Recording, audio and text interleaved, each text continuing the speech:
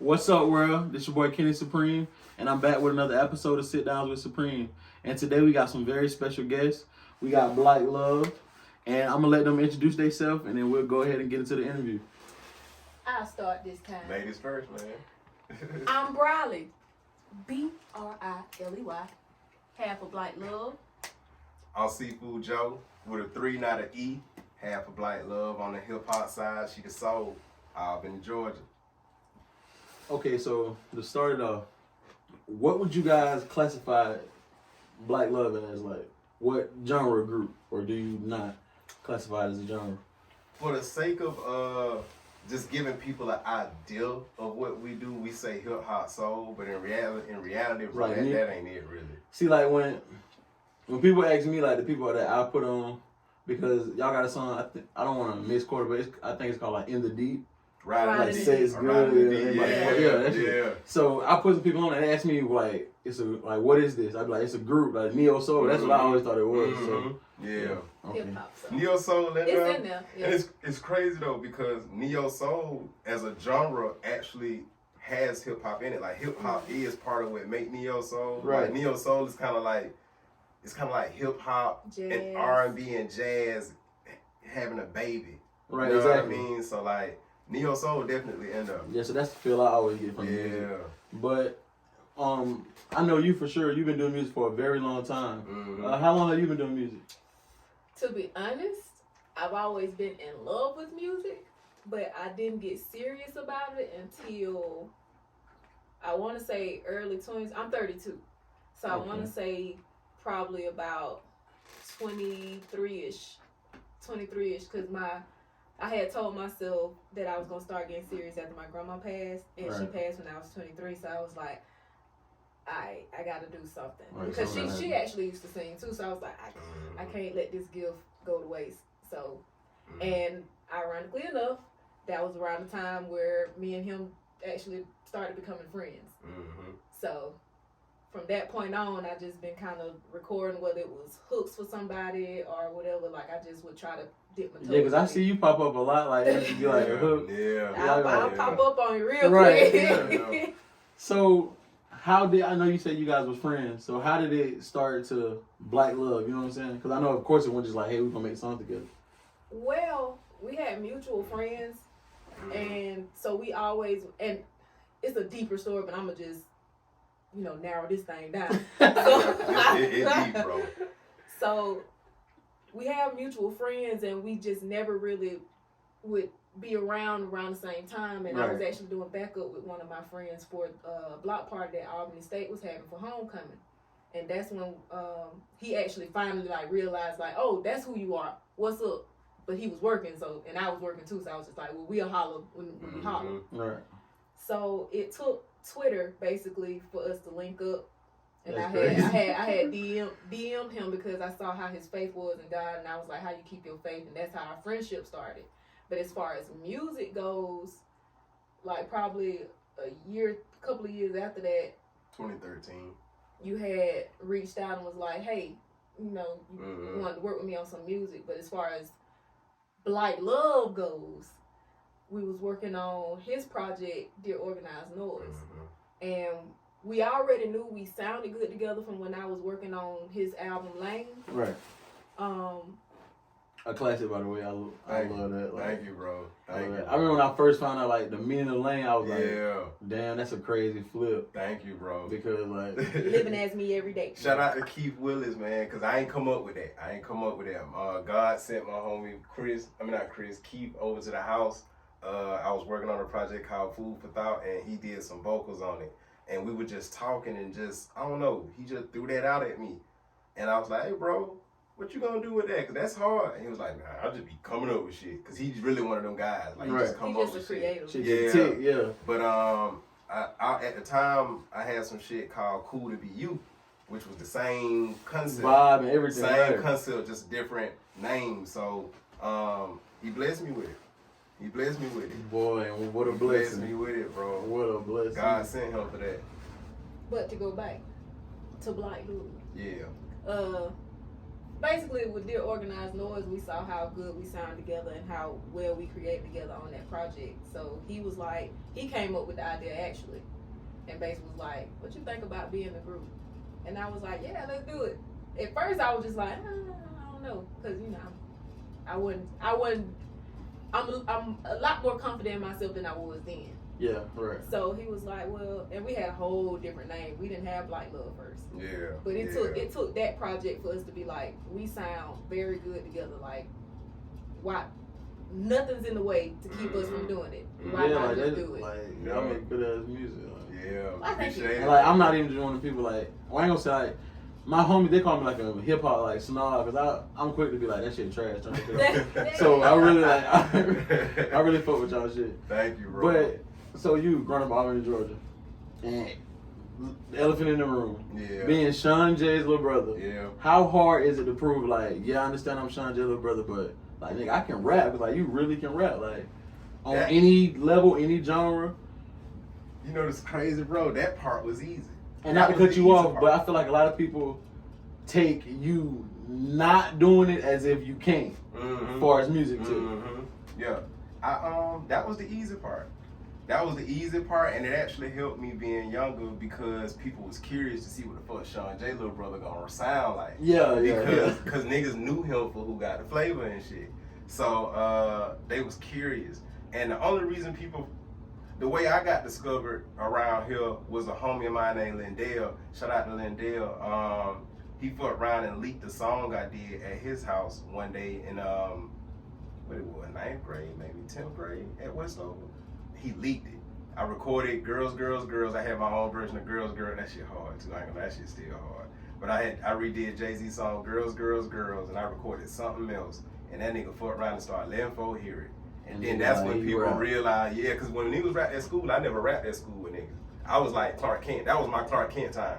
Like, I'll go home and be Superman, but at school, I'm gonna let y'all battle rap and do all that shit. I battle rap. Bro, and that's so crazy, because, like, now, like, anytime I've been to a cypher or anything, like, niggas might have to be like, you know what I'm saying? Because you might just tap in, you know? Yeah, man. I love this shit, bro. I love this shit, man. It don't take long. I love this shit. Yeah, bro. and that's the crazy part about it. Like, really I don't know if y'all remember this. I think it was, like, Freddie's birthday, probably, like, 2 or 3 years ago, and he had, like, an event here. And everybody was here and we was out back. Oh yeah. It's like it's really weird. Just like I told Freddie, like, it's really weird, like, on some Obi-Wan Yoda stuff, because it's like he done heard the beat. Yeah. Like that. And it's not a lot of people can see do that, because a lot of rappers that people think is so good when they get in the studio, it's like elementary. It's like, oh my goodness, you been working on this song 5 hours, like. Yeah.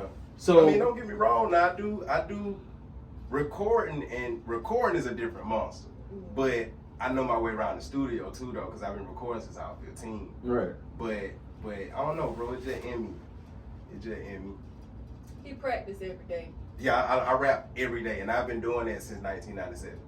Like, I rap every day. Like, it's not a day. Oh, so you like literally want to tell you like walk around the house like? Yes.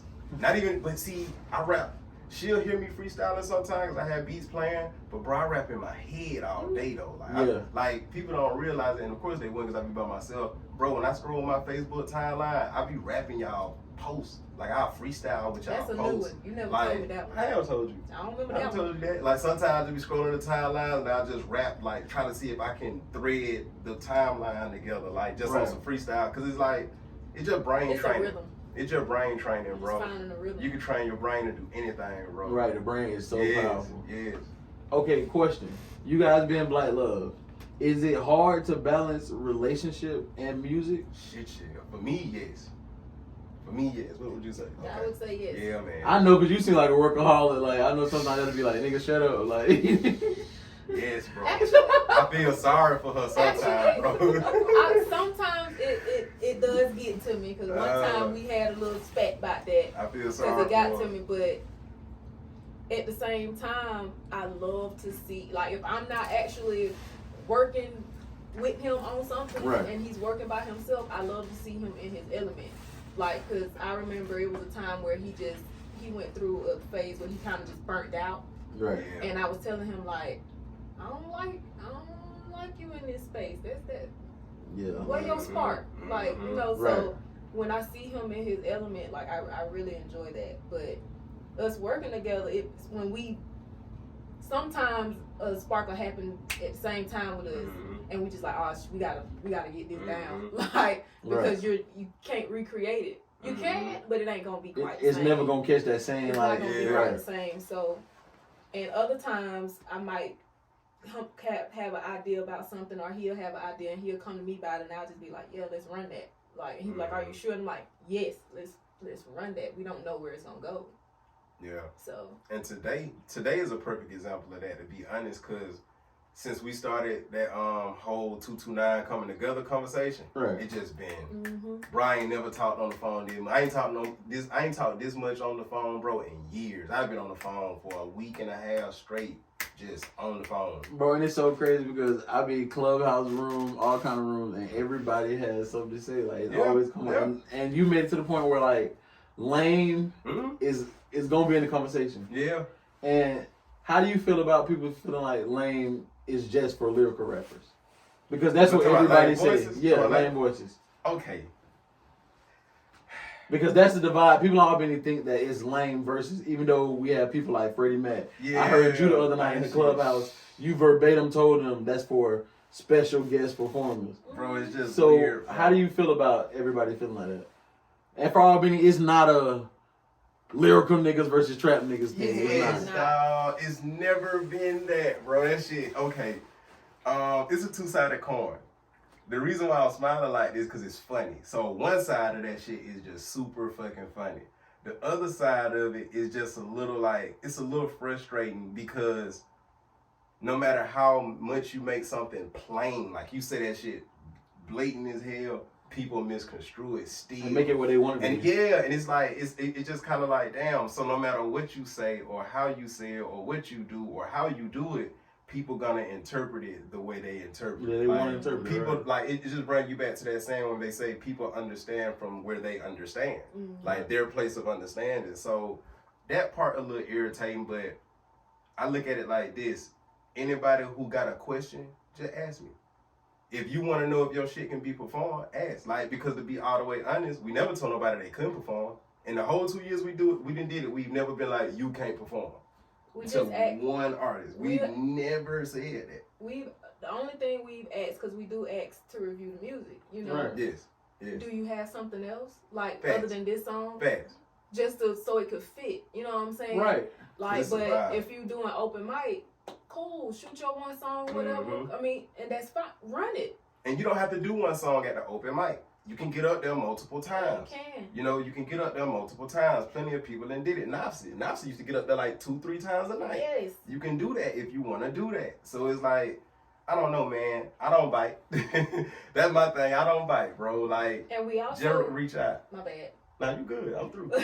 We also put it on the flyers in the information. So if you don't see the flyers, like he said, just to reiterate, like, ask, man. It's cool. Like, we'll let you know. Like, we support all the artists. Right. I've been to Lane Voices events. Is never no condescending vibe. Everybody smiling, saying what's up. Yeah. Whether you the best rapper in the building or you can be straight garbage, ain't nobody gonna treat you no different. So stop using that as an excuse, man. Network. You see somebody y'all want to work with, let's work with them. Life's too short. We don't know when this could be. We gotta do everything. We gotta live in the moment. That's how I feel about it. Cause y'all performed like twice, didn't you? Right. Yeah. And then also too, like, just to be honest, bro, I wasn't necessarily a fan of everybody's music that performed. That's what I'm saying. That's why I said the worst rapper. But see, I knew early on when we came up with the idea before we did our first show. I knew for me as an artist, I'm gonna have to be super neutral in order to be fair. You know what I mean? I can't maneuver based off my taste. And I knew it was important for me because I knew I had more of a presence than her music. Like Chris don't even make music. John don't make. I'm the rapper. Mm-hmm. So I knew, like, for me personally, I have to make sure I'm super neutral. And I approached it that way. That's why, to be honest, I didn't perform every show. You know what I mean? We never really made the show about me and her, even though we do music. We might open up a song here and there, and I might hop in a cypher, but I never wanted it to make it about me or her or us, because it's about y'all. Like, when y'all perform, it's about y'all. Right. So my whole thing is, man, I just wish people would seek understanding instead of just trying to find like something to nitpick at. You know what I mean? Like, just ask me, bro. That's all. Just ask. So, is there any projects, EPs, anything like that coming? Yes. I know you guys have the. Yes. What's the name of the show with Goody Mob and all the legends on it? Soul Sessions, Albany Live. Yeah. And where's it's gonna be here? Hassan Temple. On Fairmount Road. Yeah. So that's pretty big. How y'all feel about that? Like, I know dream come true for me, bro. I grew up on Goody Mob, bro. Like, you feel me? That's why I'm like, when I saw the flyer, I'm like, man, like. And also not just Goody Mob, but of course Goody Mob, but Albany legends that we also grew up on. Yes. Like, yes. It's music. I mean, not music. It's songs yeah. that I hold near and dear from these same artists, yes, just like as well as Goody Mob, like O.E., Big Nod, and Phil Mob. Like, that's, I hold that to my heart, you know what I'm saying? So, to even just be in the same room and performing on the same stage, it's like Mm-hmm. an honor, really. Yeah, it's an honor. Like, I thank God, man. Just thank God about that opportunity. Like, God showing up. Like, and for me, it's deep because I was with my brother when he started rapping, and clearly, but this is the first time me and him had ever performed on the same show. You know what I mean? This first time ever. First time ever. You know what I mean? So, like, that's dope to me. Like, that's actually more important than the Goody Mob aspect of it, because, like, I'm finna get to share this with my brother. I don't know how my brother feel about it. I ain't never talked to him about it, but for me personally, like, that mattered to me. Like, damn, that just let me know that the work that I've done all these years is paying off. You know, that's one thing. But then too, like, shit, that's a dope show for Sean too. I mean, I know Phil Mob, but they still doing some shit in their city with Goody Mob coming, and they already got a relationship with Goody Mob. So it's like dots are being connected. And the interesting thing people too, forget, not to cut you off, you good. But I think people forget about with Phil Mob, like, these guys had songs with T.I. like back when when T.I. was T.I. when CeeLo was CeeLo. Yes. I ain't talking about Nas Barkley, I'm talking about CeeLo Green. Yes. Like, you see what I'm saying? Like, yes. Both of them. I don't feel like we celebrate them enough. CeeLo and T.I. was on All I Know, which is still which is one of my favorite songs. Oh my goodness! Like, T.I. was on the remix, and T.I. did his thing on that remix. Did. What? You know, CeeLo did his thing, man. But CeeLo always do his thing. CeeLo, people always talking about Andre and the Dungeon Family, but CeeLo, if Andre right here, CeeLo, damn, CeeLo, like, he won right there, bro. That nigga right there. You're right. He don't get very versatile. Yeah, and it's dope. What's really special is we had a conversation before we got added on to the show. We was in the backyard, and me and her had a conversation talking about how to get on the show, cause we've been plotting. We got a whole scheme, man, with this Dungeon Family shit, cause that's really who we want to lock in with, the Dungeon Family, like organized noise. And I was gonna ask that because y'all sound like that shit could be like, it's seamless. We need to lock in with them, bro. Definitely. Like, I think as an artist, I think every artist should know who they need to lock in with that's on a level higher than them. Like, know who would fit you, who you need. Whether it's whether it's a label. Like with y'all, I always thought y'all would do, like, y'all need to meet like Pro Era and shit. Like, I think I always felt like they would really mesh well with y'all. Like, you know what I mean? Like Joey Badass and shit. But for us, man, it's Dungeon Family. And that ain't the only thing, because shit, Timberland, Missy, all of that shit too. But we was trying to figure out, like, how could we get on the show? And she was like, well, shit, let's just ask Sean. And we were just talking about it. I was like, I don't want to go through Sean, though. Like, just for me, myself. Like, because I don't want to feel like, oh, come on. It wouldn't have, like, it just wouldn't have meant as much to me. It would have, but it wouldn't have. You know, like, I just believe as a man, and me and Sean done butted heads about it, because he'd be like, bro, you be wanting to do everything yourself. It's like, not really, bro. It's just, I'm a man, bro. You know, so it's like, I don't necessarily want no handout. So the way that it happened organically, that was the way, bro. Like, and it's just crazy how that happened. And then the woman that actually put us on the set, the one who running it, Janita Lane, shout out to you. I already had been the Lane Voices. I already done seen us perform multiple times at multiple shows. So she was already familiar with us. So it was easy. It was easy. We didn't have to pay. We didn't have to do none of that. It was easy, bro. So, I don't know, bro. Just divine timing. Yeah. Divine timing. Okay, so you say that you know, Sean J. Little brother, so you watched the whole inside, the whole film all journey. Yeah. So, unfortunately, you know, it might not, the end, it was kind of rocky. Is that any added pressure to you, like, well, some people might think that I might take a similar course, or is that something you never really thought about? I've never thought of that. Pressure, I don't know, bro. Because you know what I'm saying? Because like that could be a lot of pressure. Yeah, like, that is real. Your brother, like, arguably the biggest artists come from Albany. And it's like, shit kind of fell off a little bit. Like, now he's, you know what I'm saying? Yeah. People might be like, oh shit, man, he on the same, you know what I'm saying? Yeah, and I have kind of had the thought, not necessarily that I would fall off on some shit, but I have had the thought that, like, the way certain people view Sean, I'm going to get grouped up with that too because I'm his brother. Because I'm, like, guilty by association type shit. It's kind of like, the same shit. That didn't happen. Like, I remember my cousin in 2004 telling me a group of niggas want to jump me that I don't even know.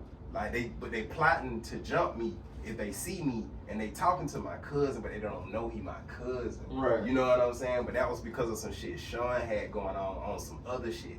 Right. So, like, I understand, like, that's a possible thing where people just kind of group you up with who you attached to. I have had that thought, but in all actuality, bro, when it comes to pressure, the only pressure I actually feel is the pressure I put on myself. And the only pressure I put on myself is to just be my best. You know what I mean? And sometimes I overthink, which I done got real good at not doing that. I'm letting my perfectionist shit go, but that's really it for me. Because to me, I don't think Sean done fell off.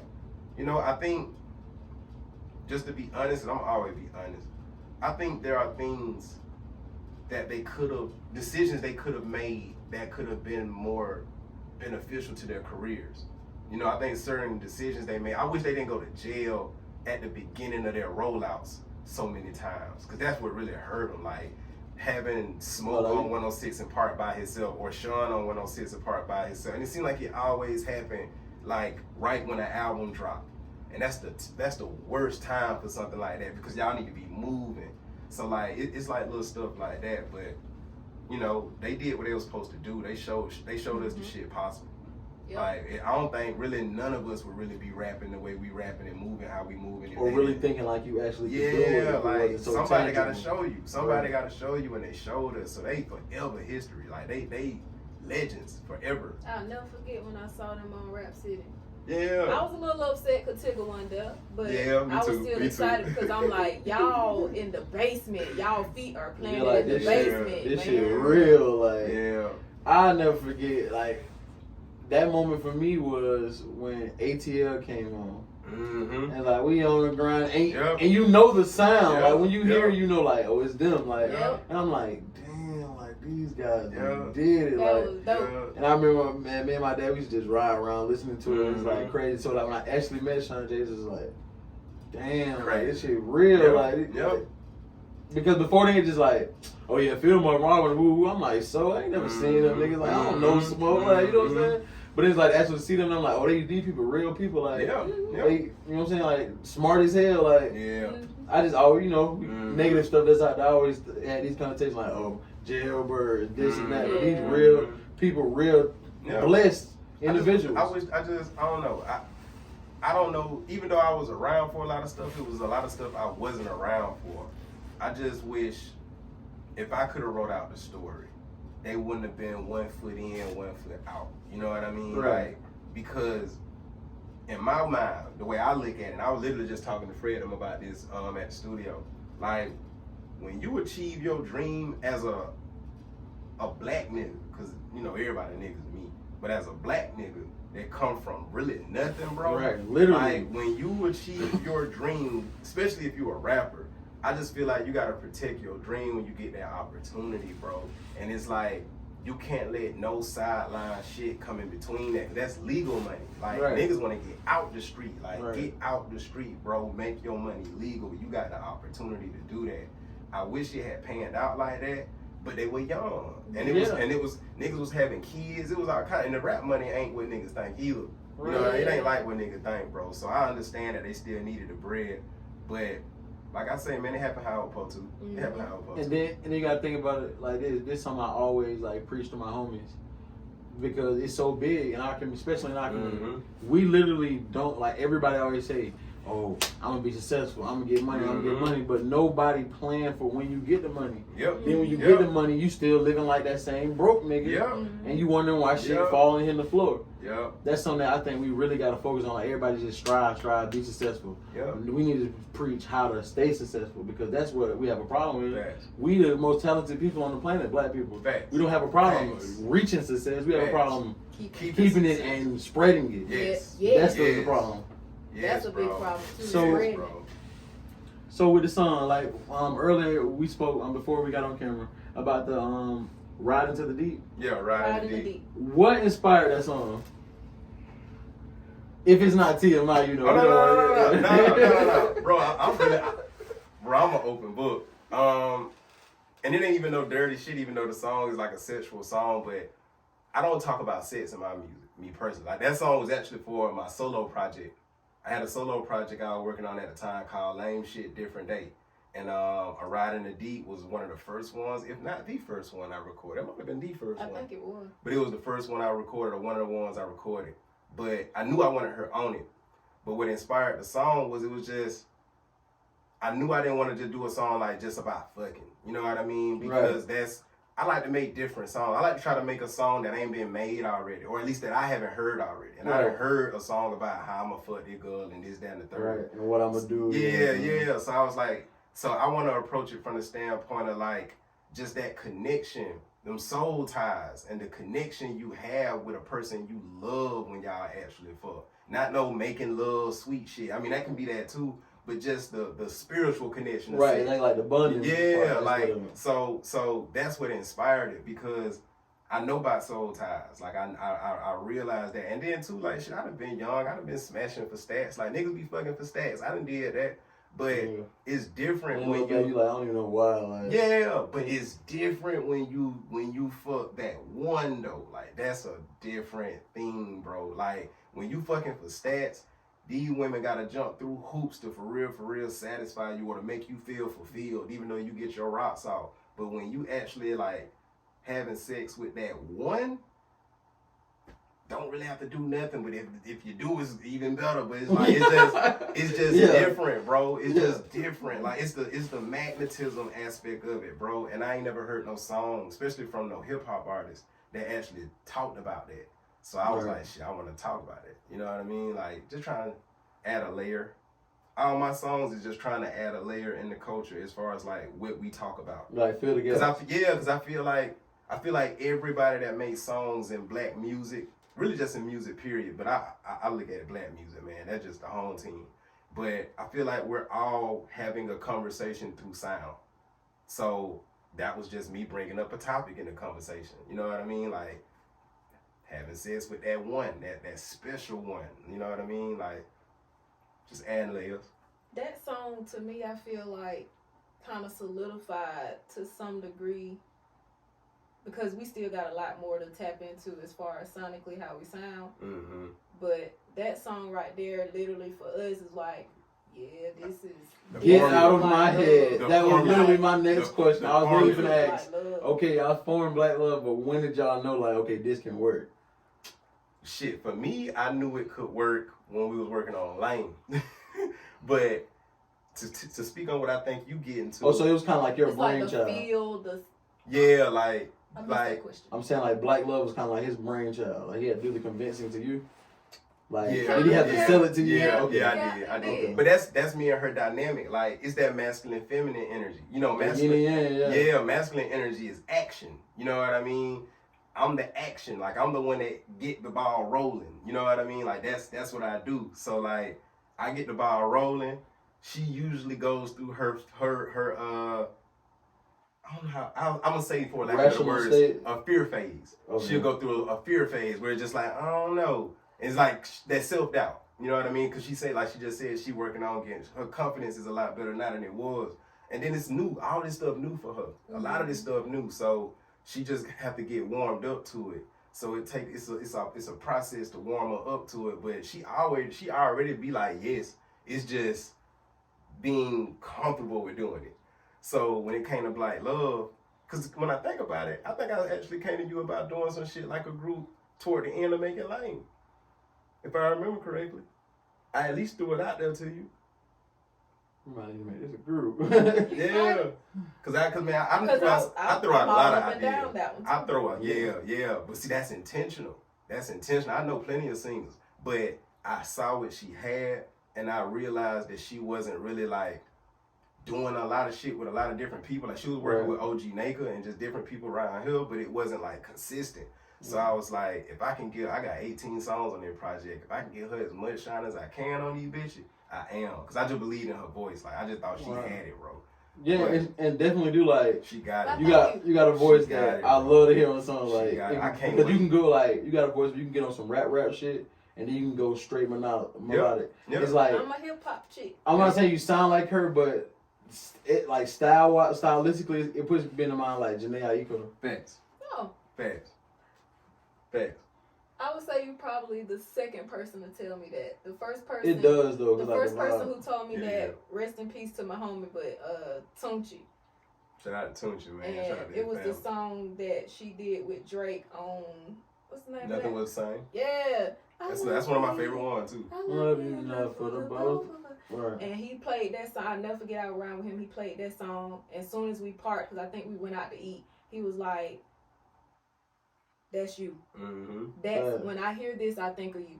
Facts. I will never forget that. Facts. I love my nigga. I didn't realize how much I miss that dude. Yeah, facts. Shout out to Tunchi. A Ride in the Deep, to go back to what I think she was finna say, and tell me if I'm wrong. A Ride in the Deep was that song though, where we finally could see and feel what our sound would be. Right. Like okay, this is the pocket, this is the direction we need to go in. Not necessarily the concept, but just to feel like an important instrument in our I even sound. like how the songs layer because it's like it's like an experience. Yes. Like when it sounds because I don't know how y'all do, but like I tell you know what I'm saying. I partake in weed and I do shrooms. You know what I'm saying. So I've done some shrooms. And I actually listen to the song, and it's just like I hear shit that I didn't hear when I was looking. I would love to do that. Just like the falling in love, like that shit sounds so good when you fucked up, bro. Like I swear to God, like y'all gotta do it. Just listen to it, like just that, and I'm not sure what song it is. But it's off Life. Oh, Luna Love with Luna Love. Yeah. CBYN. Yeah, CBYN. Shoo-ba-dee-doop-doo-doo-doo. Yeah. I was fucking stoned listening to it. I was like, bro. Because we had just went to Freddie's house and I was talking to him and Chris about it. And I just started listening. I'm like, damn, she really be snapping. Yes. Every time. Thank you. Every time. That's him in the background too, doing the shooby-doo-walls. Yeah, like when Fred came and did that song. That shit is crazy. When Fred came and did that song, he already had the verses and the hook, but he didn't have the shooby-doo-wop part. Right. You know what I mean? And I'm fixing food. It seemed like every time we had sessions, when they come over here, my ass fixing food. Like it seemed like that. None of them. I'm looking at you finna get ready to eat. Like it seemed like every time he come, I'm about to eat. But anyway, so I'm going in the refrigerator listening because we playing the music out loud around the apartment. And I'm going in the refrigerator and listening to it, and it just hit me like, and then I ain't think Fred was gonna fuck with it. Man, you know what I mean? Shit is classic. But when I brought it to him and I saw the look on his face, I was like, okay, we good. And then Kaya went in there, she did her thing. Fred added some vocals. I added some background shit because I can do the bottom shit. Like I ain't no singer, but I can hold a note though. Right. So I hold down the low end, and that shit just came together, bro. It just came together. Like, people think I'm just on some rap shit, but I'm just like, bro, boy. That's what I'm saying. Like, y'all create music. Like, Black Love is a whole different experience. Like, I'm glad you used that word, because that's really what it is. Like, yes, because sonically, it felt like a trip. Like, it honestly did. Good. Thank you. Good. So, musically, I know me, when I get into my vibe, I'm not, when I first started making music, I used to like the whole 10 people in the studio, everybody like, oh, everything is cool. But now I really like that shit irritates me. It like real talk. It's like they be blocking my signal. It's like I can't channel it right. It's like I be like too many energy. Yeah, it's just like I would be listening to the beat and like writing, and I will just hear some shit I'm not supposed to be focused on. I'll just be like, bro, why are you talking? You know what I'm saying? Like, bro, just go, bro. Like, so is that are y'all the same? Is it just y'all in the studio? What's y'all studio? Oh, it's always when we work on Black Love, it ain't nobody here. It be late night a lot of times, or not necessarily late, but it'll be night like this. It'll be night. It usually be nighttime.